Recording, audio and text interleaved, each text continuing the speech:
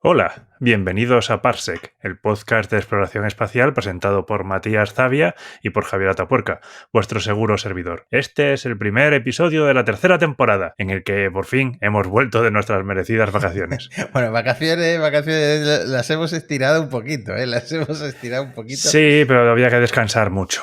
Sí, se nos han ido juntando cosas. Pero la gente nos pedía que volviéramos. Hay una audiencia fiel ahí Sí. al pie del cañón. Incluso nos han hecho regalos. Esto no es una mención pagada, pero tenemos que mencionarlo porque nos ha hecho mucha ilusión que la editorial Capitán Swing nos haya mandado a los dos, o sea, que se han dejado aquí el dinero, que le han mandado uno a Javi, que en Madrid les pillaba más llegado cerca. Antes, sí, aquí lo tengo. Pero también me han mandado uno a mí. Le está enseñando Javi por cámara. Se llama Más allá, de Stephen Walker.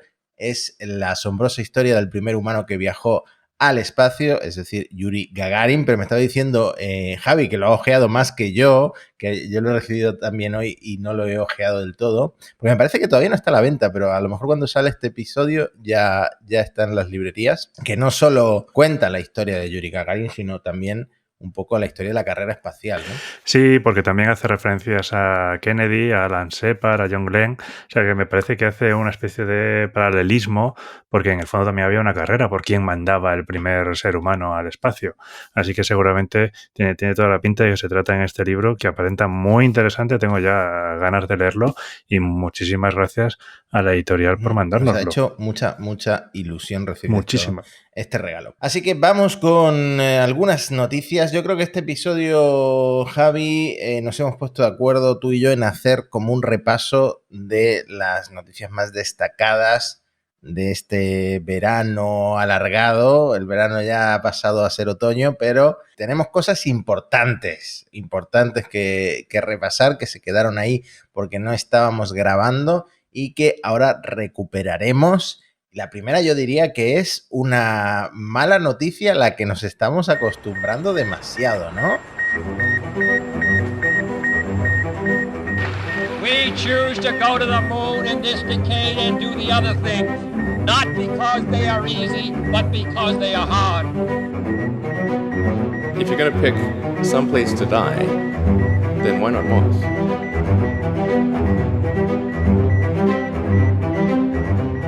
Si te refieres al calor, este verano que hemos padecido tremendamente, sí, la NASA ha confirmado, con la información que ha tenido de la temperatura mundial, que ha sido el verano más cálido desde que tenemos registros a nivel mundial. Y se tienen registros desde 1880, o sea que hay un buen margen de medida para decir que este es el año más cálido de la historia. Lo más curioso es una cosa que apuntabas tú, que yo no sabía, y es que en España no ha sido ni el primer ni el segundo verano más caluroso, sino el tercero. Sí. Y me ha sorprendido porque como venimos con unas rachas de calor tan fuertes, y yo este verano te prometo que aquí en Málaga con el terral que tenemos lo he sufrido bastante, he tenido el aire acondicionado puesto por encima de mis posibilidades, pues resulta que uno de esos años que está por encima fue 2003. Me ha hecho ilusión ese año porque fue el año que yo llegué a España. Yo llegué a España... Trajiste el calor, Matías. Exacto. Y yo, claro, ahora que lo pienso, es verdad, hacía calor,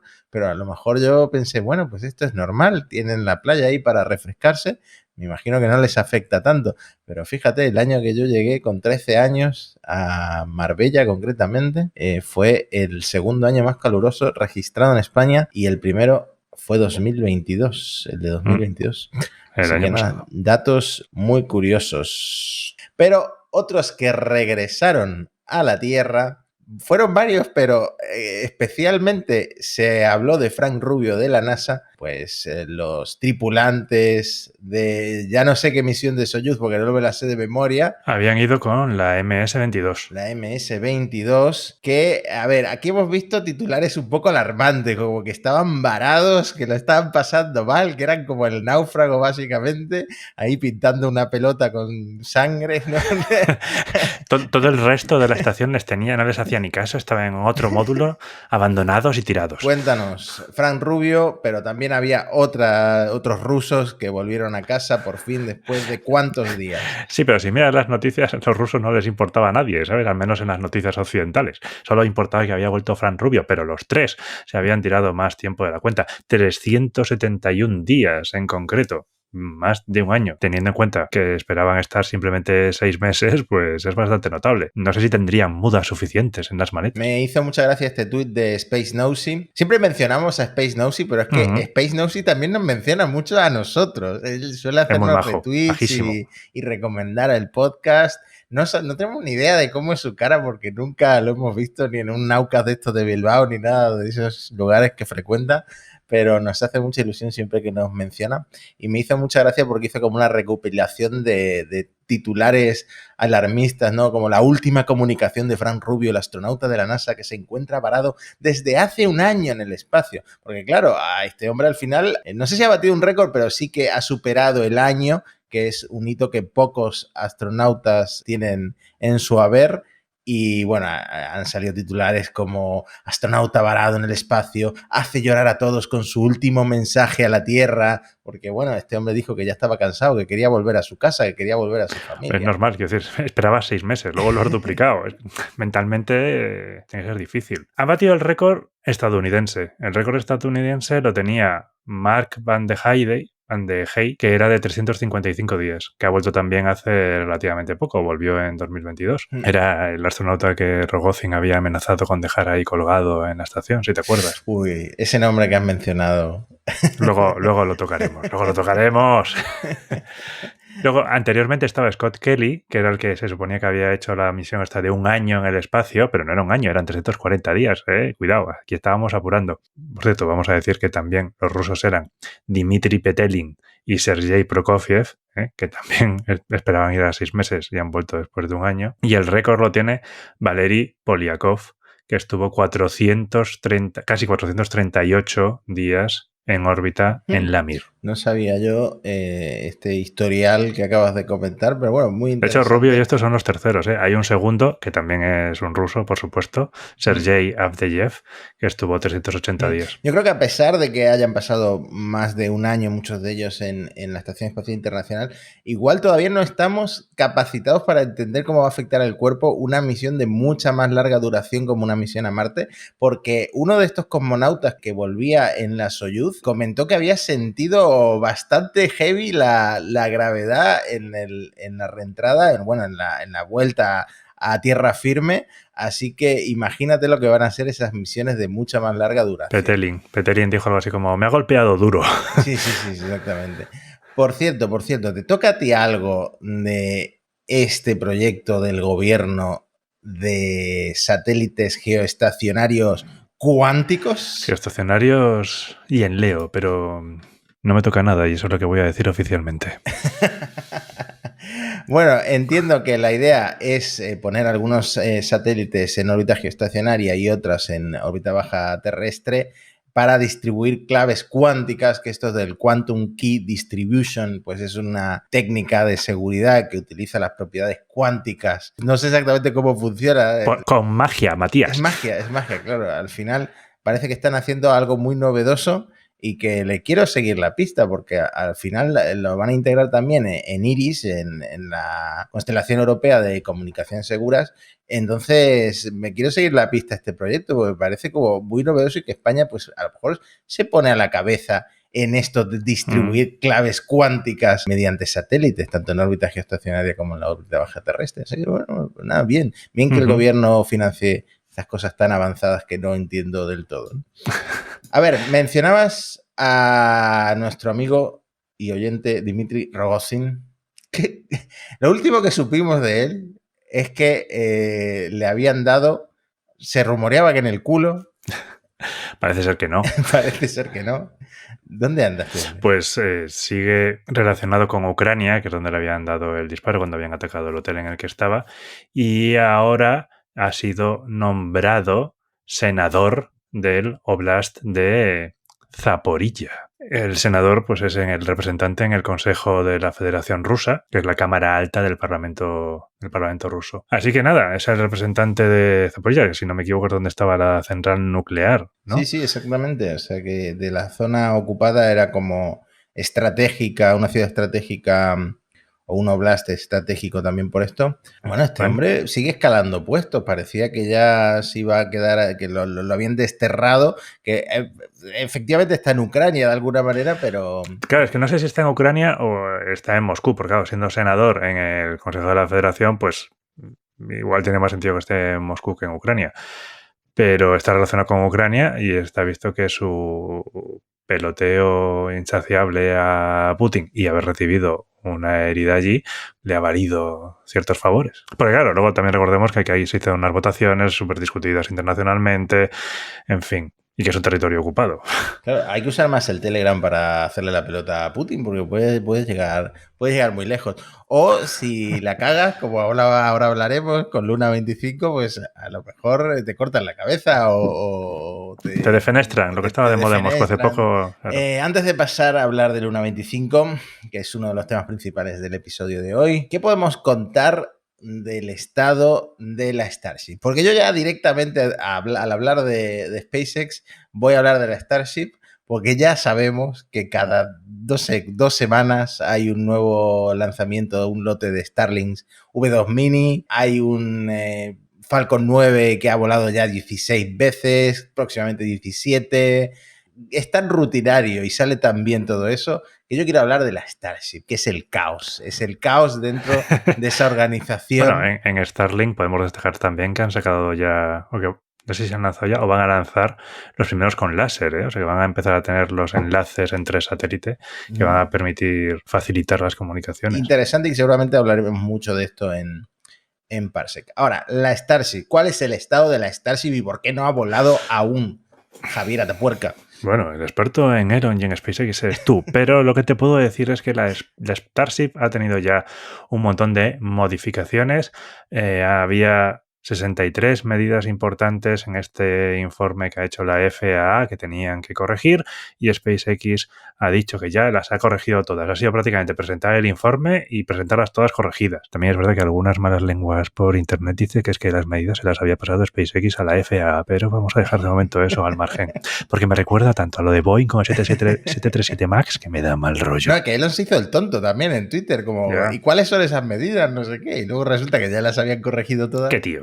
Es que te tienes que reír. Bueno, pues el caso es que estas medidas las han corregido. Había muchas cosas de fugas. Bueno, de hecho, parece que las fugas les preocupaban mucho, porque como podemos ver en la lista, uno de los cambios que han hecho es que han puesto más de 90 cámaras en el cohete para detectar fugas durante las operaciones. Me recuerda cuando yo era joven y venía a Madrid y estaban los anuncios del metro que decían más de 1000 cámaras velan por tu seguridad. No, pues aquí más de 90 cámaras velan por la seguridad de la Starship. Bueno, espero que alguna de esas cámaras mejore, que ya son bastante buenas, las retransmisiones en directo. Por ahora son encendidos estáticos, pero las retransmisiones en directo de los próximos lanzamientos, porque al final 90 cámaras se pueden aprovechar de muchas maneras, no solo para detectar filtraciones, ¿no?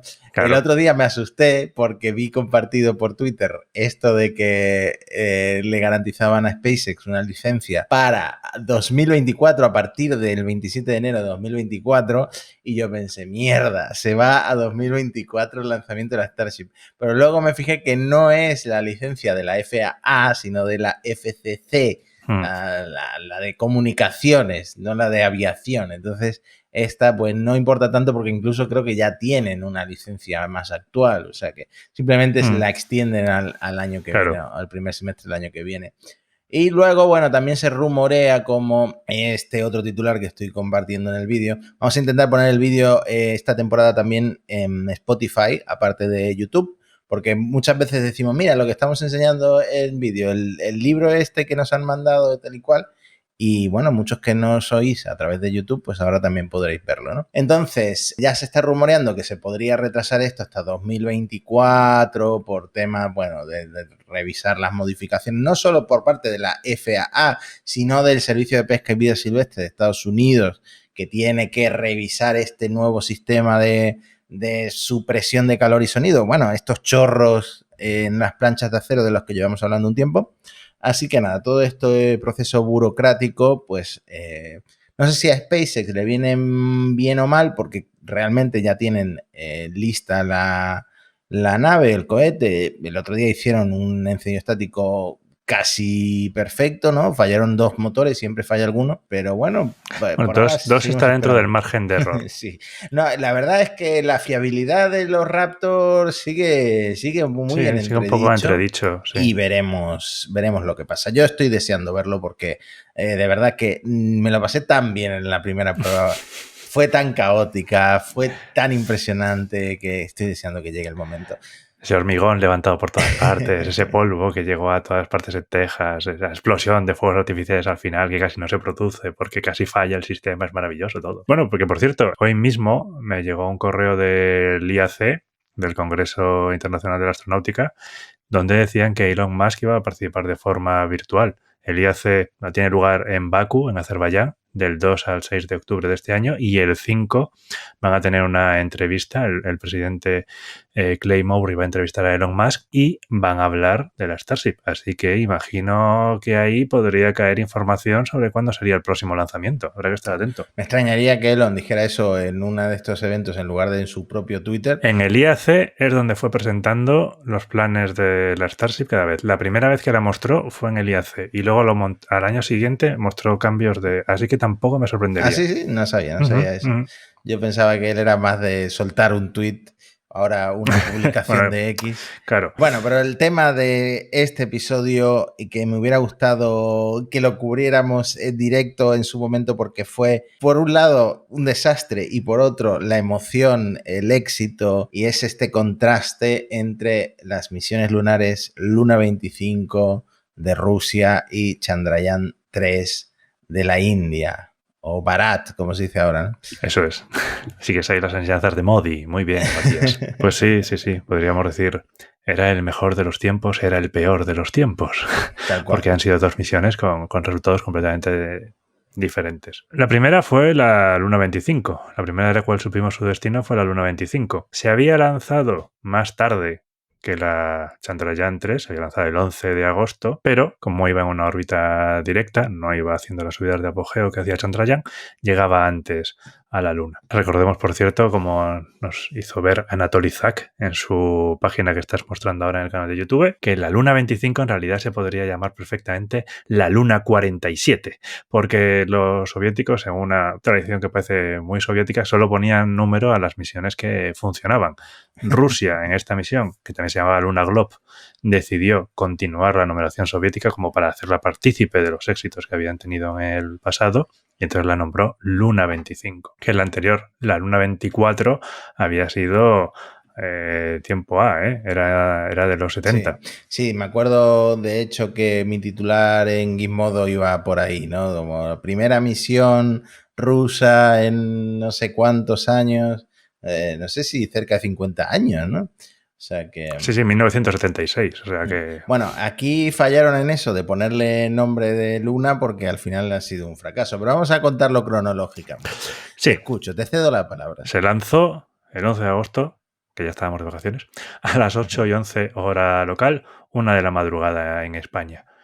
Fue la primera vez que se lanzó un cohete en Vostoknik en dirección oriental, que normalmente lanzan en un corredor norte-noreste, que suele ser para órbitas casi polares. Bueno, pues aquí por primera vez lo lanzaron en dirección oriental. Así también, como lo lanzas con la inclinación orbital más baja posible desde esa localización, consigues mandar más masa, más carga aún. Podemos también comentar que los 4 boosters de la primera etapa cayeron a unos 340 kilómetros, a unos 28 kilómetros de un pueblo llamado Satinsky, que habían tenido que ser evacuados. 18 residentes, tampoco fue una cosa muy bárbara, pero es un poco chino esto también, de dejar caer los cohetes tan cerca de una población. Deben de estar un poco acostumbrados, ¿no? Si no, Si llega a caer encima, pues nada, se toman una botella de vodka y a seguir para adelante con la vida, no pasa nada. Son rusos muy Claro que sí. del este de Rusia. Que por cierto, Vostokny fue hace poco visitado por Kim Jong-un, que se encontraron allí Kim Jong-un y Putin el 13 de septiembre. Que me hace mucha gracia cuando viaja Kim Jong-un porque siempre viaja en tren, ¿no? Él no coge un avión para nada, siempre viaja en su tren, que se rumorea que tiene como su propio váter, ¿no? Hombre, espero que lo tenga. No, pero quiero decir que es como portátil y lo llevan siempre con él para que no puedan analizar sus heces, no sé qué movida leí. Qué maravilla, qué maravillosa es la paranoia, es fantástico. Bueno, a lo mejor cuando viajas a Rusia está bien tener cierta paranoia. No sé. El caso. El cohete fue subiendo, todas las partes fueron cumpliendo y a 1 hora y 20 minutos del lanzamiento ya estaba en su trayectoria de transferencia lunar. Como decimos, adelantó a la Chandrayaan 3, fueron haciendo sus correcciones de maniobra, fueron probando los instrumentos, todo iba muy bien. El 16 de agosto ya se confirmó que estaba inyectado en su órbita lunar. Habían conseguido hacer la maniobra de inserción. Todo era aparentemente nominal por lo que iban contando. Iban ya liberando también algunas imágenes que habían ido tomando. Y el 19 de agosto, alrededor de las 6:30 hora de Moscú, Roscosmos informó que habían hecho otra maniobra orbital a las 2:10, que era para moverla a una órbita preaterrizaje. O sea, iban a colocarla en una órbita un poco más adecuada y luego harían la maniobra que empezaría el descenso. Esto ni siquiera era todavía el descenso. Pero como decimos, casi 4 horas después de haber intentado esa maniobra, informaron que se había producido una situación de emergencia, que la maniobra no se había hecho con los parámetros especificados y que habían perdido el contacto con la sonda. Poco más se supo. A partir de ahí, durante un tiempo, la información vino por canales no oficiales. Había un canal de Telegram donde decían que confirmaban lo de la rotura de comunicaciones y que Roscosmos lo conseguía, intentaba recuperar, pero que no lo conseguía. Ya empezaban a decir en estos canales que había un error computacional y que el disparo había sido 1,5 veces más largo de lo que necesitaban. Empezaron a decir que había desorbitado y que se había estrellado. 2 días después, o día y medio, en la mañana del 20 de agosto, Moscú, Roscosmos, confirmó la pérdida de comunicaciones y el 21 de agosto ya culpó al fallo del motor, confirmaron que había estado encendido 127 segundos en lugar de los 84 que tenían previsto, 43 segundos más, que todo aparentemente lo que se había transmitido por radio a la nave eran correctos, pero que, sin embargo, pues siguió propulsando y que se había estrellado. Como suele pasar en estos casos, que hemos visto ya algunos, pues la Lunar Reconnaissance Orbiter, el CSI lunar, busca ahí los cadáveres en la superficie, hizo el 31 de agosto fotos de lo que aparentemente era el sitio donde se había estrellado la Luna 25, porque había un nuevo cráter en la superficie de la Luna, relativamente cerca de donde se suponía que la Luna 25 iba a aterrizar. La Lunar Reconnaissance Orbiter es como las necrológicas, ¿no? Porque total, claro. Se dedica a esto últimamente, ¿no? Ahí está. Que por cierto, no sé si era una trayectoria más compleja o más complicada que la de la India, porque bueno, sabemos que era una misión más corta después del lanzamiento, pero sí que se rumoreaba, ¿no? Que el fallo a lo mejor se conocía, pero como que hubo ahí un poquito de prisa, de presión para intentar adelantar a los indios que estaban ahí a punto de llegar a las zonas del polo sur lunar, ¿no? El 15 de septiembre, Borisov, el director de Roscosmos, el que sustituyó a Rogozin, del que ya hemos hablado, dijo que la causa raíz aparentemente era un problema de un acelerómetro. O sea, no era en los motores, no era que la válvula hubiera estado abierta demasiado tiempo, era un acelerómetro. Entonces, según los rumores, según las informaciones, porque de eso todavía no hay información oficial más allá de lo del acelerómetro, parece ser que en algún momento ya anterior a esta maniobra, durante la transferencia, los sistemas inerciales habían pasado del primario al secundario y no sabían por qué. Lo habían conseguido devolver a la normalidad, pero durante la maniobra uno de los sistemas falló. Los sistemas no pasaron al secundario, el ordenador de a bordo se quedó sin datos y entonces siguió maniobrando porque no tenía información para eso. Este fallo que había al principio de la transferencia se acalló y también rumores y fuentes no oficiales dicen que metieron mucha presión porque era una cuestión de orgullo hacer el aterrizaje antes que los indios. Sí, que ahora hablaremos porque también hubo polémica sobre el tema, pero en realidad la India se ha proclamado como la primera misión exitosa en el polo sur de la Luna, y luego realmente no es exactamente el polo sur de la Luna, que aquí han salido incluso científicos chinos, no sé qué, no sé cuánto, dice que no han llegado al polo sur de la Luna. No me extraña porque la India y China son muy rivales en el tema espacial, son las dos grandes potencias asiáticas en esto. Se llevan un poquito a matar. Por cierto, una cosa graciosa, ¿sabes que la Luna 25 en principio, como hablamos en un programa anterior de ella, que había tenido en el episodio 22 de la segunda temporada, si queréis consultarlo, que había tenido un desarrollo muy largo, pues en uno de estos momentos del desarrollo se planteó hacer una misión conjunta con Japón y se planteó hacer una misión conjunta con la India. Pues vaya. Fíjate, en un universo paralelo estarían los dos celebrando, ¿no? Puede ser. O no, quién sabe. Si se mueve el aleteo de una mariposa. ¿Sabes lo que dices de las presiones? Es que Rusia ya venía de un par de fallos muy sonados en sus misiones interplanetarias. La Mars 96, que venía heredada de las Phobos 1 y 2, que eran soviéticas, que habían fracasado total o parcialmente, pues la Mars 92 se había perdido en el lanzamiento. Posterior a esta estaba la Phobos Grunt, que era una misión ambiciosa, quería recuperar muestras de Phobos. Pues el cohete no la pudo poner en la transferencia hacia Marte y acabó reentrando en la Tierra unos meses después, ni siquiera pudo salir de la Tierra. Había muchas presiones con la Luna 25. De hecho, en aquel programa habíamos hablado que había habido unos retrasos y medio comentábamos, medio en serio, medio en broma, que no veríamos la Luna 25 hasta 2024. La lanzaron igualmente porque tenían mucha presión para demostrar lo que podían hacer. A día de hoy también han declarado que seguirán con su programa lunar, las lunas 26 y 27 que ya estaban programadas, la 27 de hecho una copia de la 25, pues seguirán. Bueno, esperemos que para cuando las lancen hayan ya averiguado bien cuáles eran los problemas y los hayan podido resolver. Bueno, no le está saliendo las cosas a Putin últimamente, así que veremos. Claro. También querían demostrar que las sanciones no les habían pasado factura, que les han pasado factura al programa espacial. No les ha salido bien lo que querían, ¿no? No. Bueno, esperemos que el programa espacial ruso pues consiga salir adelante porque es, pues, aparte de histórico, pues, respetable, no, o más allá de respetable, es icónico. Vamos a dejarlo en icónico. Pasemos a la parte buena, la cara buena de esta historia de contrastes, que es Chandrayaan 3. ¿Lo seguiste en directo? El aterrizaje lo seguí en directo. Creo que lo estaba viendo en la retransmisión que hizo Control de Misión. Y lo estaba viendo ahí. Era complicado de seguir. El Control de Misión hacía muy bien su trabajo, intentaba explicarlo bien, pero la verdad es que la transmisión desde la India era relativamente complicada de seguir. Lo que era, obviamente, era una animación, pero es cierto que hubo un momento en el que se quedó ahí parado y era en plan, ¿pero ha aterrizado? ¿Ha aterrizado? ¿Qué ha pasado? Y además hubo ahí como un rato de silencio y no quedaba nada claro si había aterrizado o no.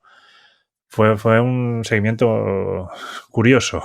Voy a decir curioso. Sí, una asignatura pendiente. Yo le seguí en la retransmisión oficial de la India, bueno, de ISRO, que fue por un lado en, voy a decir hindi, pero no estoy seguro, y por otro en inglés.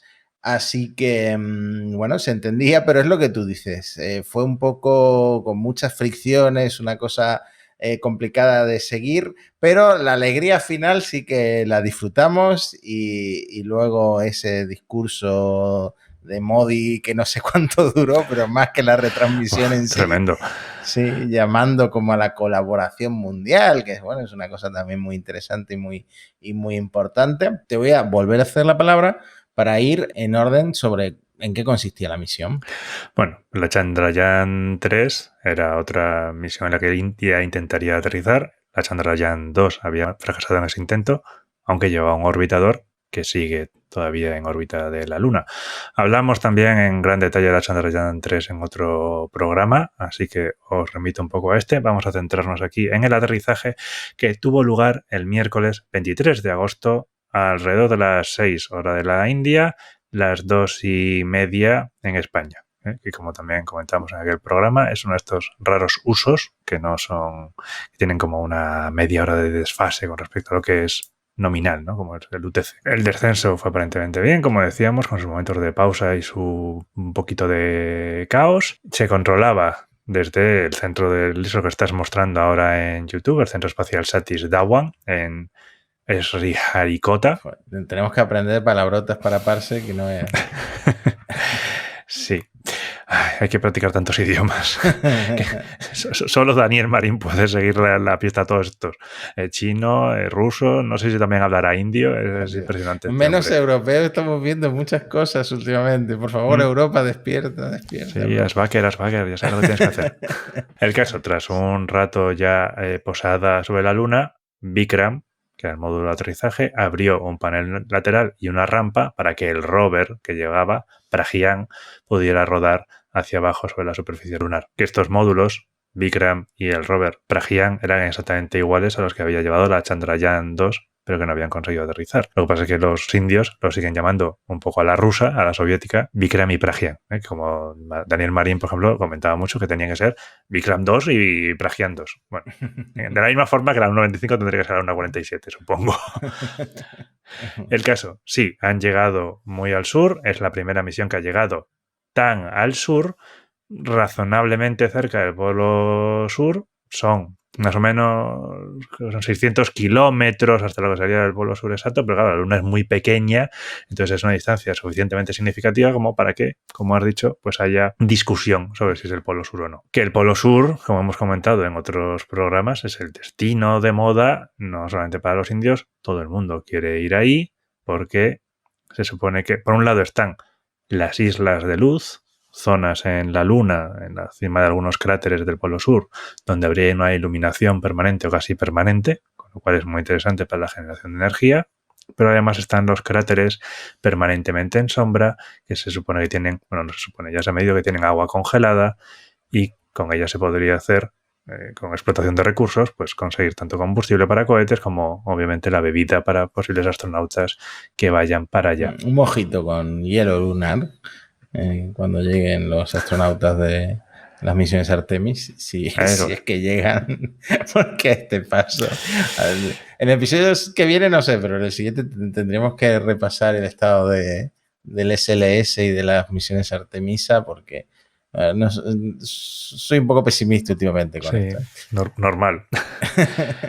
El caso es que después del aterrizaje, Narendra Modi, que estaba en Johannesburgo, estaba en la cumbre de los BRICS, pues, y lo estaba viendo en directo, empezó diciendo: el éxito lunar de la India no es solo de la India. Muy bien, es verdad que dio un discurso así bastante mundial. Supongo que no debemos olvidar tampoco que Modi es un político ultranacionalista en la India y que también en parte por eso tiene el cambio de nombre a Bharat. Me resultó relativamente gracioso porque el hombre tenía las banderas detrás de la India muy marcadas, pero también tenía una especie de banderita de la India pequeñita que parecía de cóctel, que daba muy curioso, ¿sabes? Modi con su banderita ahí agitándola lentamente mientras aterrizaba la Chandrayaan. Además, me imagino que esto ha tenido un impacto en la India tan importante y tan grande, porque al final es ver un rover en la Luna y una cosa que nunca nadie había hecho, como el polo sur lunar, a pesar de estos titulares de no es el polo sur lunar, ¿vale? Es lo más cerca que hemos estado. En los suburbios del polo sur lunar. Sí, además, los arrabales. Además la India es como que tiene esa cultura de, a ver, este chaval es listo, o incluso esta chavala es lista. Si tenemos una hija, pues también que estudie ingeniería, si es lista. Entonces, quizá esto también aupe aún más esa cultura de ingenieros e ingenieras que salen de la India y hacen maravillas. La verdad es que tienen que haberlo vivido de una forma pues muy envidiable. A ver, es bastante notable. Son el cuarto país en aterrizar en la Luna, después de Rusia. Bueno, Rusia no, la Unión Soviética. Los Estados Unidos y China, que también hay otros que lo cuentan también como que es el segundo país en aterrizar en el siglo XXI junto con China. Muy notable lo de China, además, que no ha fallado en ninguno de sus intentos. la India lo ha conseguido al segundo intento. Otra cosa también muy notable y que se ha comentado muchísimo es lo aparentemente barato de la misión. Que es, supuestamente con un coste muy reducido, pues han conseguido poner un aterrizador y un rover en la Luna. O sea que en ese sentido todo muy notable y en un avance bastante rápido y muy a destacar. O sea que sí, te pueden estar orgullosos de esto. Ya para terminar, creo que recordar que el rover en sus excavaciones, el rover y el orbitador no han encontrado realmente agua, lo cual ha sido un poquito de bajón. Y lo otro es que también no llevaban ningún tipo de calefactor con RTG u otros sistemas, con lo cual la misión solo podía durar 14 días, que es lo que dura el día en la Luna, y después de eso dejaron los paneles orientados para donde estaría el Sol y las antenas orientadas a donde estaría la India, con la esperanza de que cuando pasara la noche lunar pudieran recontactar con él. Hasta donde yo he visto, a día de hoy no han podido recontactar con la sonda. Probablemente el rover y el aterrizador no vayan a volver a funcionar. Pero bueno, han dicho que lo van a seguir intentando. A ver. Bueno, una misión cortita, pero aún así importante. Es que al final es lo que decíamos antes. La India, primer país en llegar a estos suburbios del Polo Sur lunar al segundo intento, con una misión de bajo coste en comparación con otras misiones que hemos visto por ahí, ¿no? China, único país en alunizar en el lado oculto de la Luna, trae muestras de la Luna, bueno, la NASA también lo hizo, claro, pero en este siglo, el rover que llevó China a Marte o los rovers o todas las misiones lunares. India y China, lo siento Europa, pero es un tema recurrente en la tercera temporada de Parsec sin ningún tipo de atisbo de dudas, seguramente. Así que nada, las nuevas potencias del sector aeroespacial. Javi, yo sé que tú estás deseando hablar del tema de México y estos extraños muñecos. Pero te voy a proponer una cosa, Javi. Te voy a proponer una cosa. Llevamos 40 minutos de episodio.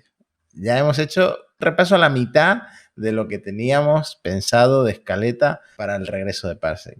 ¿Y si nos reunimos en muy pocos días, 3, 4, 5 días como mucho, y grabamos la segunda parte con ovnis, o como a ti te gusta llamarlos, funnies? Me parece bien.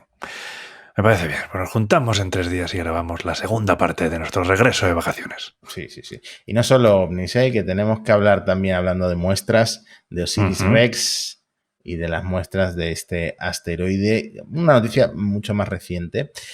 Nos vemos en el próximo episodio de Parsec. Gracias a todos los que seguís ahí, escuchándonos. Una nueva temporada más. Temporada 3 ya de este podcast que me encanta hacer, y a Javi también. Recordad, el número 1 en Suecia. El número 1, el podcast 1 de astronomía en Suecia. No sé si es que no hay muchos astrónomos en Suecia o qué está pasando ahí. Un abrazo. Adiós. We choose to go to the moon in this decade and do the other things, not because they are easy, but because they are hard. If you're gonna pick some place to die, then why not Mars?